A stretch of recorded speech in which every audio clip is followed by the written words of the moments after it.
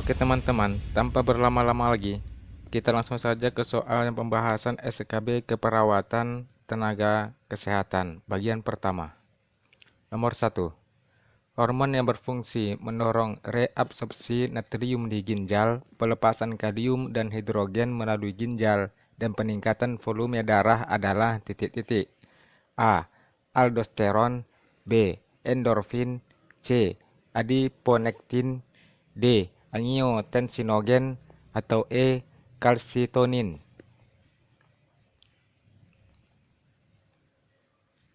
Pembahasannya, endorfin adalah hormon dan senyawa kimia di tubuh untuk mengendalikan luka dan stres. Aldosteron adalah hormon yang berfungsi mendorong reabsorpsi natrium di ginjal, pelepasan kalium dan hidrogen melalui ginjal, dan peningkatan volume darah.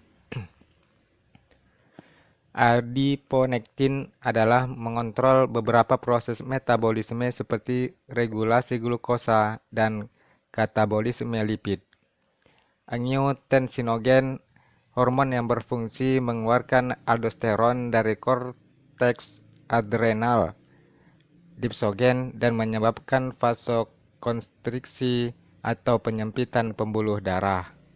Sedangkan kalsitonin adalah berfungsi menurunkan kadar kalsium darah dengan menghambat penyerapan kalsium di usus. Jadi jawabannya adalah A. Aldosteron. Nomor 2. Penyebaran suatu penyakit yang sama secara cepat dalam waktu yang bersamaan dengan penyakit yang sama disebut titik-titik. A. Pandemi. B. Edema. C. Epidemi. D. Endemi. Atau E. Epizooti.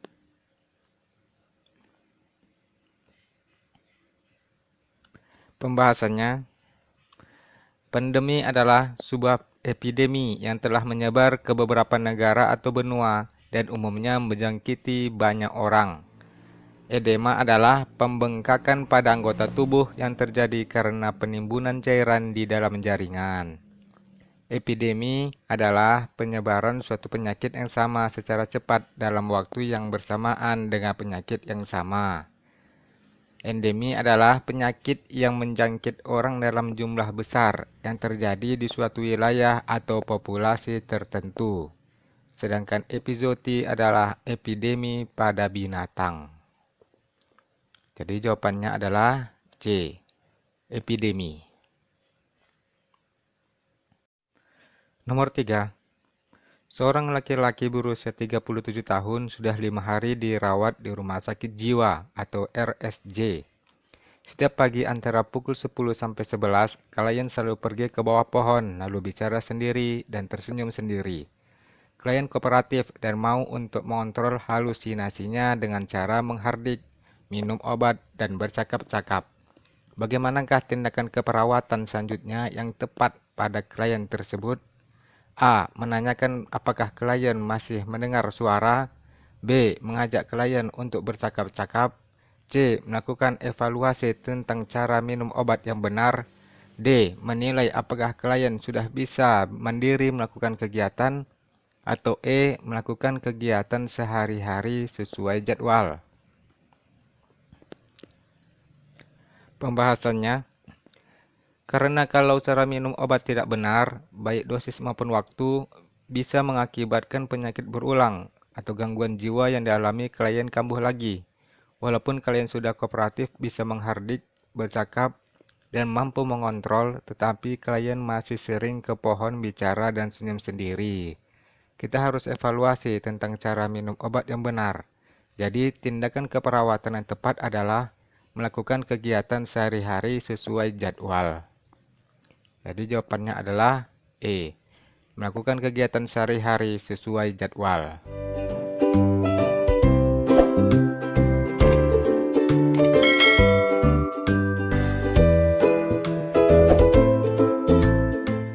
Nomor 4.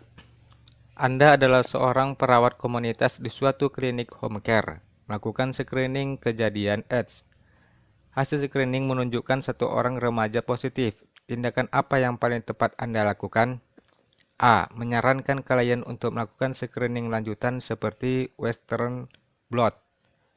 B. Mengkaji riwayat klien, fokus pada perilaku beresiko tinggi. C. Meminta klien ditemani anggota keluarga sebelum menjelaskan hasil tesnya. D. Merujuk klien ke dokter untuk menjelaskan hasil tesnya. Atau E. Memanggil anggota keluarga klien untuk memberitahukan hasil tesnya.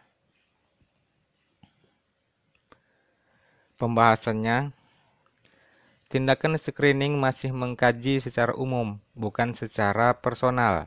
Karenanya saat hasil screening ditemukan, tindakan selanjutnya adalah mengkaji riwayat klien terkait HIV termasuk adanya perilaku beresiko. Saat faktor beresiko sudah diketahui, barulah penyampaian pada anggota keluarga klien pada opsi C, D, dan E. Sedangkan opsi A sepertinya harus ada tindakan kolaborasi dengan dokter. Jadi jawabannya adalah B. Mengkaji riwayat klien, fokus pada perilaku beresiko tinggi. Nomor 5.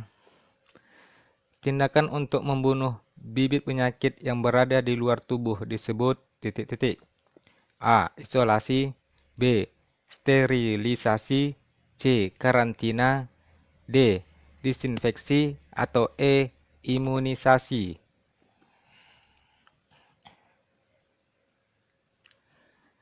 Pembahasannya, isolasi adalah pemisahan penderita penyakit yang terinfeksi dari orang-orang yang sehat di sekitarnya untuk menghindari penularan. Sterilisasi adalah suatu tindakan untuk membunuh kuman patogen dan apatogen beserta sporanya pada peralatan perawatan dan kedokteran dengan cara merebus, stum, panas tinggi, atau menggunakan bahan kimia. Karantina adalah pembatasan kebebasan seseorang yang diduga telah tertular sesuatu penyakit. Disinfeksi adalah tindakan untuk membunuh bibit penyakit yang berada di luar tubuh. Sedangkan imunisasi adalah upaya untuk mendapatkan kekebalan terhadap suatu penyakit dengan cara memasukkan kuman disinfeksi. Jadi jawabannya adalah D. Disinfeksi.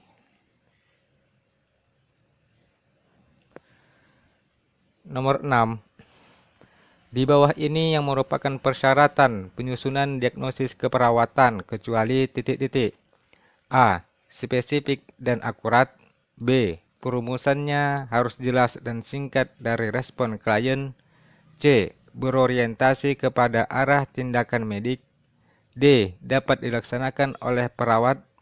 Atau E. Memberikan arahan pada asuhan keperawatan. Pembahasannya, persyaratan penyusunan diagnosis keperawatan yaitu: pertama, perumusan harus jelas dan singkat terhadap respon klien. Kedua, spesifik dan akurat. Ketiga, dapat merupakan penyataan dari penyebab. Keempat, memberikan arahan pada asuhan keperawatan. Kelima, dapat dilaksanakan oleh perawat. Yang keenam, mencerminkan keadaan kesehatan klien. Jadi jawabannya adalah C. Berorientasi kepada arah tindakan medik. Nomor 7. Seorang perawat mencatat bahwa klien dengan diabetes tipe 1 mengalami lipodistrofi pada kedua paha atas. Manakah informasi selanjutnya yang harus didapatkan perawat selama proses pengumpulan data? A. Rencana rotasi lokasi untuk injeksi. B. Merencanakan obat peroral. C. Sudut di mana pemberian obat akan diberikan. D. Persiapan area yang akan diinjeksi. Atau E. Konsistensi hasil aspirasi.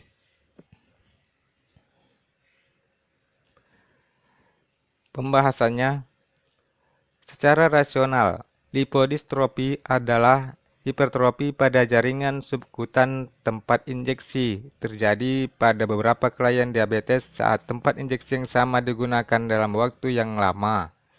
Klien kemudian diminta untuk merotasi tempat injeksi untuk mencegah terjadinya kerusakan jaringan kulit. persiapan tempat, aspirasi, dan sudut penyuntikan insulin tidak menyebabkan kerusakan jaringan.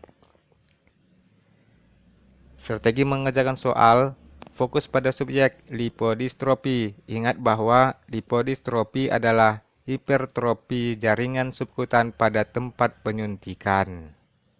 Jadi jawabannya adalah A. Rencana rotasi lokasi untuk injeksi. Nomor 8. Seorang klien dengan diabetes mellitus tipe 1 memanggil perawat untuk melaporkan terjadinya episode hipoglikemia berulang.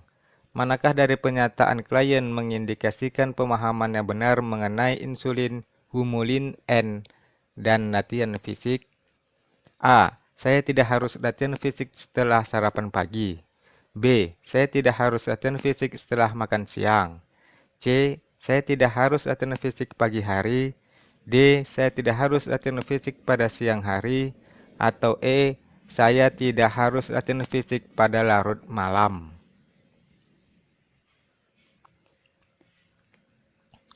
Pembahasannya, secara rasional, reaksi hipoglikemia dapat terjadi sebagai respon terhadap peningkatan latihan fisik. Klien seharusnya menghindari latihan fisik selama waktu puncak insulin. Puncak insulin humulin N pada 12-24 jam. Karena itu, latihan fisik siang hari tidak dilakukan selama waktu puncak kadar obat. Jadi jawabannya adalah D. Saya tidak harus latihan fisik pada siang hari. Strategi mengerjakan soal, catat subjek, waktu yang paling tepat dari reaksi hipoglikemia. Ingat kembali waktu puncak insulin humulin N akan mengarahkan Anda pada pilihan waktu siang hari. Nomor 9. Perawat pada unit ruang nifas merawat pasien yang baru saja melahirkan dengan riwayat plasenta previa. Manakah risiko yang muncul terkait plasenta previa yang perlu diperhatikan perawat ketika meninjau rencana keperawatan dan mempersiapkan melakukan pengawasan pada pasien? A. Infeksi. B. Hipertensi kronis. C. Pendarahan. D. Gagal ginjal akut. Atau E.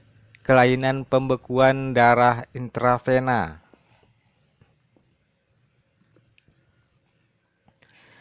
Pembahasannya, pada plasenta previa, plasenta terletak pada segmen bawah uterus. Segmen bawah uterus tidak mempunyai struktur otot yang sama seperti kepunyaan uterus, dan bagian ini lebih rentan terjadi pendarahan. Pilihan A, B, D, dan E bukan resiko spesifik yang terkait dengan plasenta previa. Jadi jawabannya adalah C. Pendarahan. Nomor 10, nomor terakhir. Pada suatu rumah sakit, terdapat seorang klien dengan diagnosis depresi berat yang telah mencoba melakukan percobaan bunuh diri. Berkata kepada perawat, "Saya seharusnya mati. Saya selalu gagal. Tidak ada hal yang baik bagi saya." Apakah respon yang menunjukkan komunikasi terapeutik? A. Anda mempunyai segalanya untuk hidup. B. Kamu sudah merasa gagal untuk berapa lama? C. Merasa seperti ini adalah sebagian dari depresi. D. Mengapa Anda melihat diri Anda sebagai suatu kegagalan? Atau E. Kamu tidak boleh mengatakan seperti itu. Pembahasannya, menanggapi perasaan yang diungkapkan oleh klien adalah teknik komunikasi terapeutik yang paling efektif. Pilihan yang benar adalah contoh pernyataan ulangan. Pilihan yang tersisa memblokir komunikasi karena meminimalkan perasaan klien dan tidak memfasilitasi eksplorasi perasaan yang diungkapkan klien. Selain itu, penggunaan kata mengapa adalah non-terapeutik. Jadi jawabannya adalah B. Kamu sudah merasa gagal untuk berapa lama? Oke teman-teman, Sekianlah dulu video soal pembahasan SKB keperawatan kita kali ini. Terima kasih sudah menyaksikan dan insya Allah kita akan berjumpa lagi pada video pembahasan lainnya. Assalamualaikum warahmatullahi wabarakatuh dan sampai jumpa. Bye.